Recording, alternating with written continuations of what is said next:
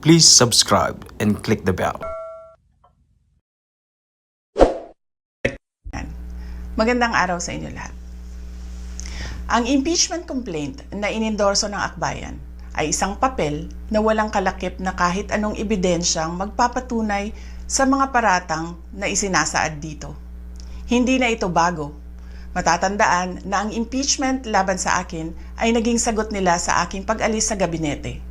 Isang hakbang na isinagawa dahil hindi na maipaliwanag ng Pangulo ang patuloy na pagkalugmok ng bayan sa kahirapan dulot ng kanyang kapabayaan at bisyo.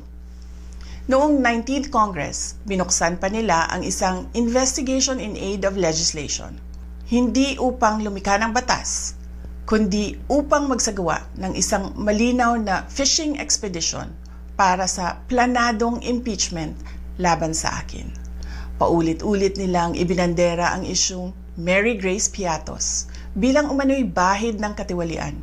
Kahit na sa kabila ng lahat ng investigasyon ay wala silang naipakitang kahit isang direktang paglabag sa paggamit ng confidential funds. Sumunod na dito ang bentahan ng mga pirma para sa impeachment at ang mga tinaguriang for later release projects na ipinangako umano sa ilang miyembro ng Kamara upang itulang ang impeachment laban sa akin. Mga pangyayaring mismong inamin na ng ilang mambabatas sa kanilang mga naging pahayag. Mga kababayan, walang kredibilidad ang akbayan upang mag-endorso o magsumite ng impeachment complaint. Ilang ulit ng hayagang ipinahayag ng kanilang pinuno ang kanyang intensyong tumakbo sa pagkapangulo. Isang malinaw na indikasyon ng pampulitikang motibo sa likod ng kanilang mga hakbang.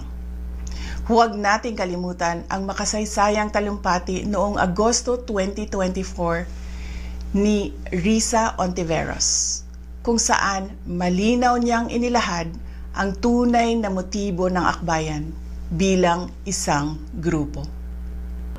At habang ang anak niya ay may kapangyarihan pa, hindi magiging madali ang ating laban. While VP Sara is in power, the threat of a full-blown Duterte comeback is still a very real and present danger.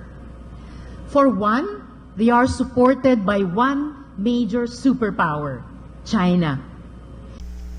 Kaya malinaw na lahat ng ito ay isang uri ng harassment at pang-aabuso sa proseso ng impeachment ng grupong akbayan. Hindi malinaw kung ano ang ipinaglalaban nila para sa kaayusan ng bayan, pero napakalinaw ng kanilang pamumulitika at pagpapahirap sa usaping diplomasya ng ating bansa. Sa huli, ang tunay na laban ay hindi lamang laban ng iisang tao o iisang grupo. Ito ay laban para sa katotohanan at sa dangal ng ating bansa. Naway magsilbi itong paalala sa ating lahat na ang kapangyarihan ng impeachment ay hindi dapat ginagawang sandata ng politika, kundi isang banal na proseso para sa hustisya at pananagutan.